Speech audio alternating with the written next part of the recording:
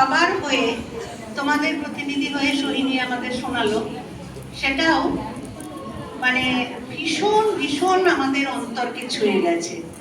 এবং সোহিনীর কবিতা, অন্যান্য যা গান কবিতা তোমরা করলে, নাচ ও গীতার, নাচের মধ্যে দিয়েও যে শ্রদ্ধার অভিব্যক্তি এত সুন্দর করে তোমরা করলে না, যে মানে হৃদয়ে এমন ভাবে স্পর্শ করেছে। সব দিদিরই মনে হয় যে একটা ভেতরে এমন ছুঁয়ে গেছে। দেখো, তোমরা হলে আমাদের সেই কালিদাস রায় কবির ছাত্র। ধারা ধারা তো অবিরাম থাকে, গতিও চিরকাল চলে, গতি তো থেমে থাকে না।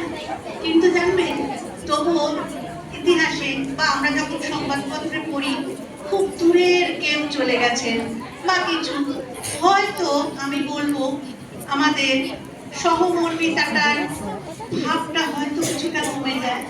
কিন্তু যাদের আমরা পরিধির মধ্যে পাই এবং আমাদের জীবনকালের যে মধ্যে পাই, যাদের সাহচর্য পাই, তাদের চলে যাওয়াটা না বেদনা। তোমাদের হিসেবে বলছি না, এটা ছাত্রধারায় তোমরা উন্নতির দিকেই যাচ্ছ।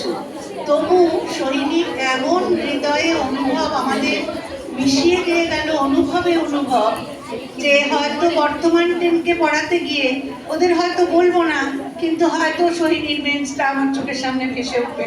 হয়তো মনে হবে ওখানে সোহিনীও আছে। যেমন করে ও মাতাজিকে দেখতে পাচ্ছে, আমরাও কিন্তু পাচ্ছি। এখানে সব দিদি বলতে পারবেন যে এই অনুভবটাকেও তুলে ধরেছে। মনে হচ্ছে সব মাতাজি বসে আছেন এখানে। এই জিনিসটা মানে কি ও অনুভব করছে, মানে ওর হৃদয়ের শ্রদ্ধা ভালোবাসা সেই জায়গাটায় গিয়ে পৌঁছেছে। অ্যাবস্ট্রাক্ট নাউনকে এই জায়গায় নিয়ে যাওয়া এবং সেটা প্রকাশ করা, এইটুকু ছোট একটা বাচ্চাদের পক্ষে আমি বলবো যে আমাদের এইটাই আমাদের শিক্ষক জীবনের সার্থকতা।